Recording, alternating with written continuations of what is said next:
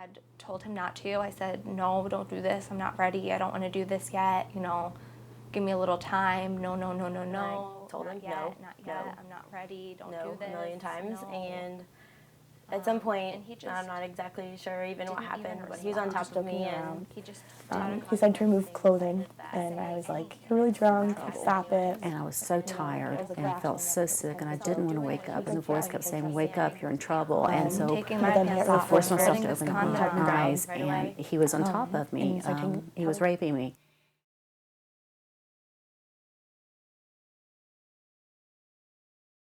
When I was 13, I was raped by my boyfriend. I was 20 years old, and I actually knew the guy. I met him through a friend. I was raped last year, my freshman year of college, when I was 19 years old. Who has forgotten their prom night? That's something we always remember. I just happened to have had a difficult night at my prom night, and I remember all of that too. He yelled to the other guy in the other room, come on, she's fighting me, I need your help. Then he got really forceful, and he held me down. And so held me down with one hand and took my clothes off with his other hand. And I kept fighting with him, and he'd take my clothes off, and I'd pull my pants. I was just holding on my pants as tightly as I could, and trying to push him off me. And I started getting really upset, and I was like shaking, and I just cried, and I don't really know how long it lasted because I kind of just blinked it out, but He did whatever he wanted to do, and I just went somewhere else. And but after the first time, I never said no. His story was he was too drunk to remember. He didn't know what happened either.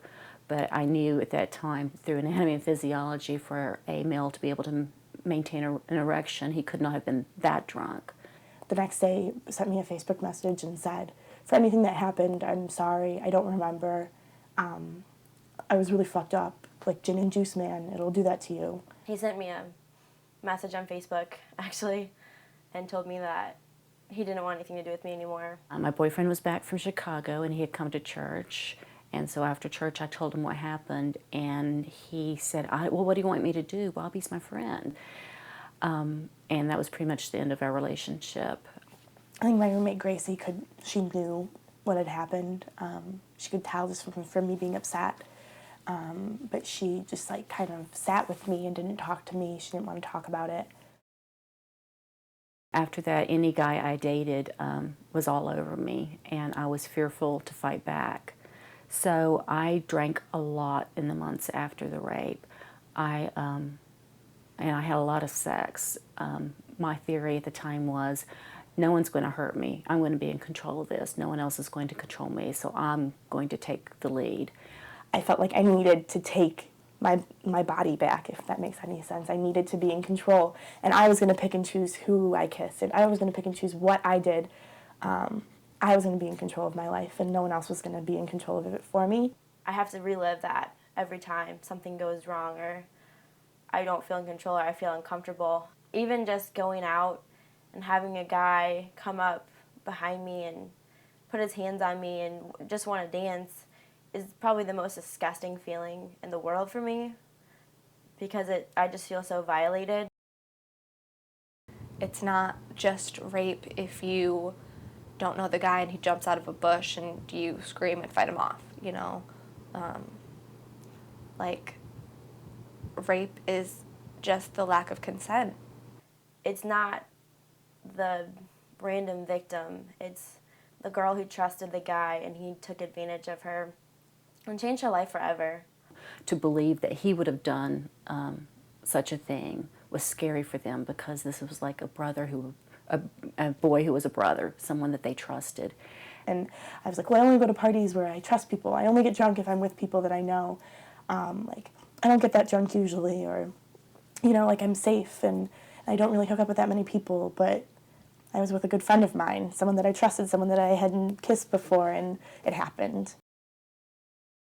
I ended up with one girlfriend who stood by me and believed me, others wanting to know what I was doing, or they were telling me since I was drunk it was all my fault. Or maybe I was doing something, like maybe I had my hand running up and down his back, and you know, guys have a hard time resisting something like that. It's easy to point fingers at me, but I said no over and over, and he knew how I felt about it. He knew I didn't want to, and he did it anyway. If someone was drinking, if someone was wearing a short skirt, if someone went back to someone's apartment and then changed their mind, you know, then maybe it's not entirely their fault, but it is their fault. I could be blamed by someone someday for something that I may have done wrong, but in the end, it's his fault. It's his problem, not mine. He should be the one dealing with the repercussions of this and not me. I think the statistic right now that they put out there is 1 in 4. 1 in 4 women will be victims of rape. 1 in 4 women are sexually assaulted in their lifetime. That's a huge percent, and no one's talking about it. It's a really hard thing to talk about in general, but it's also really terrifying to think of people's reactions. People just treat me differently, and I don't want to be seen as the rape girl. I'm still me, and I'm still happy and have fun most of the time. Comes up occasionally, but I'm just still me, and I want to be treated as me and not have that associated to who I am. And they kind of like back away, and they're like, oh no, like that happened to you, like I shouldn't bring this up, I shouldn't go into that because I'm going to be touching a heavy subject and I don't want her to start crying or something. They would become angry with me for speaking out. And I had some every now and then say, can't you just be quiet? Do you always have to talk about this? If some of them knew what I was doing today, they would say, wow, listen, Bonnie's still going on about that. She hasn't forgotten about it.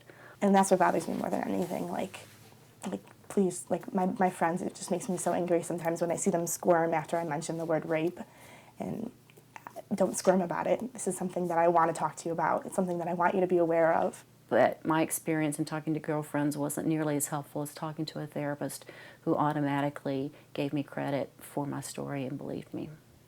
She was the first person to look at me and say, you know, a lot of people would call that rape.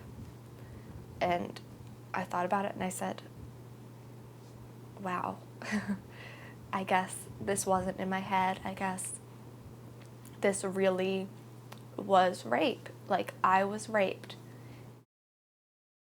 I don't even think he knows to this day that what he did impacted me and affected me.